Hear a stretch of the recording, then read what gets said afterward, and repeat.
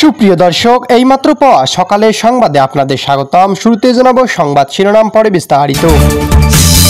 শুরুতেই জানিয়ে দেব সংকটে এনসিপি, মার্কিন গুরুর দ্বিধানিতে কক্সবাজারে গোপনে বৈঠক করছে এনসিপি নেতারা। আরও জানিয়ে দেব ফেনীতে বিএনপির দুই গ্রুপের সংঘর্ষে আহত অন্তত 15 জন, থাকছে বিস্তারিত। এবং সর্বশেষ জানিয়ে দেব জুলাই আন্দোলন সামনে রেখে নেতৃত্ব দেন জামায়াতে ইসলাম, থাকছে বিস্তারিত প্রতিবেদনে। সুপ্রিয় দর্শক মণ্ডলী, এতক্ষণ শুনছিলেন সংবাদ শিরোনাম, এবার জানাবো বিস্তারিত। সংকটে এনসিপি, মার্কিন গুরুর দ্বিধানিতে কক্সবাজারে এনসিপি নেতারা। জাতীয় নাগরিক পার্টি এনসিপি এবং অন্তর্বর্তীকালীন সরকারের প্রধান উপদেষ্টা ডক্টর মোহাম্মদ ইউনূসকে ঘিরে বাংলাদেশের রাজনৈতিক অঙ্গনে ফের উত্তেজনা দেখা দিয়েছে। জুলাই অভ্যুত্থানের 1 বছর পূর্তি উপলক্ষে ঘোষিত জুলাই ঘোষণাপত্র ঘিরে দলটির অভ্যন্তরীণ কোন্দল এবং সরকার নিয়ে ক্রমবর্ধমান হতাশা এবং প্রকাশ্যে। এই প্রেক্ষাপটে ইউনূস সরকারের নীতি ও দিক নির্দেশনা নিয়ে মার্কিন যুক্তরাষ্ট্রের সাবেক রাষ্ট্রদূত পিটার হাসের সঙ্গে আলোচনায় বসেছেন এনসিপির শীর্ষ 4 নেতা। তারা হলেন জাতীয় নাগরিক পার্টি এনসিপির 4 শীর্ষ নেতা তাসনিম জারা, হাসনাত আবদুল্লাহ, সার্জিস আলম এবং নাসিরউদ্দিন পাটোয়ারি। এদিকে আজ সকালে রাষ্ট্রীয় অনুষ্ঠানে অংশ না নিয়ে বিমানবন্দরে কক্সবাজার যান তারা। সেখানে রয়েছে টিউলিপ হোটেলের গোপন বৈঠকের অংশ নেন। বিশ্লেষকদের মতে এনসিপির বর্তমান রাজনৈতিক দিক নির্দেশনা সংকটে পড়ছে এবং বিদেশি দিক নির্দেশনার উপর নির্ভরশীল হয়ে উঠেছে।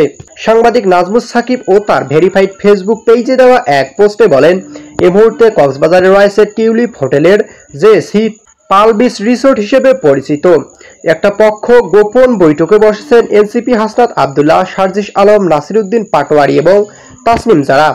তাদের এই গোপন বৈঠকটি অনুষ্ঠিত হচ্ছে বাংলাদেশের রাজনৈতিক রহস্য পুরুষ সাবেক মার্কিন অ্যাম্বাসেডর পিটার হাস এর সাথে।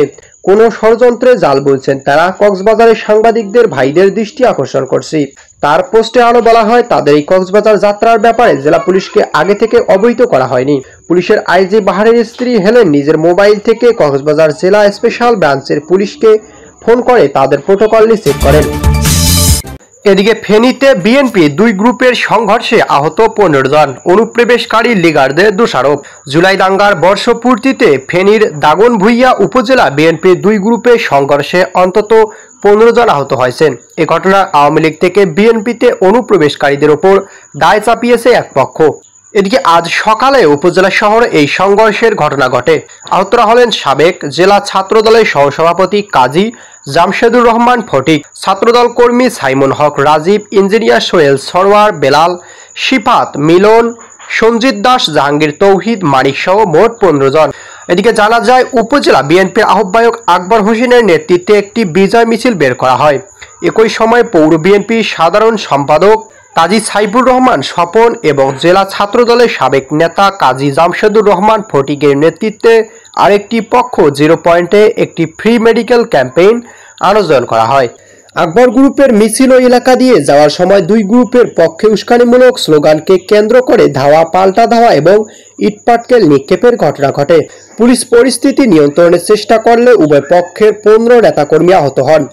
উপজেলা বিএনপির আহ্বায়ক আকবর হোসেন জানান, তাদের শান্তিপ্রিয় মিছিল বহিষ্কৃত ছাত্রদল নেতা ফটিক এবং আওয়ামী লীগের থেকে আসা আবুল হাশেম বাহাদুরের নেতৃত্বে অতর্কিত হামলা চালানো হয়। এতে তাদের 8 নেতাকর্মী আহত হয়েছেন।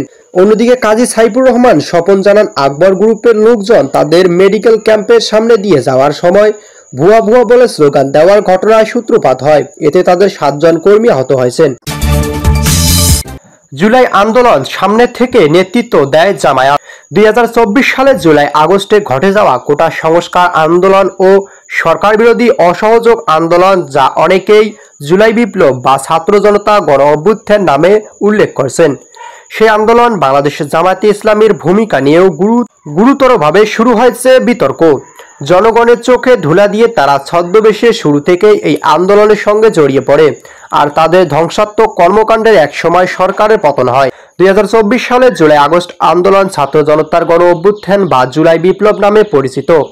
বাংলাদেশের কোটা সংস্কার আন্দোলন এবং পরবর্তী সরকার বিরোধী অসহযোগ আন্দোলনে সমন্বিত রূপ।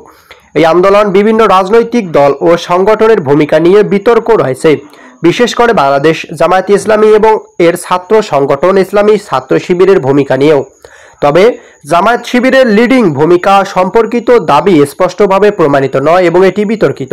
জুলাই গণ অভ্যুত্থানের রাজনৈতিক দলগুলোর ভূমিকা ছিল এই সংক্রান্ত শিরোনাম করা হয় একটি প্রতিবেদনে। বিবিসি বাংলার প্রতিবেদনে বলা হয়েছে 2024 সালে জুলাই মাসে আন্দোলন দমনে কঠোর অবস্থান নিয়েছিল আওয়ামী লীগ সরকার।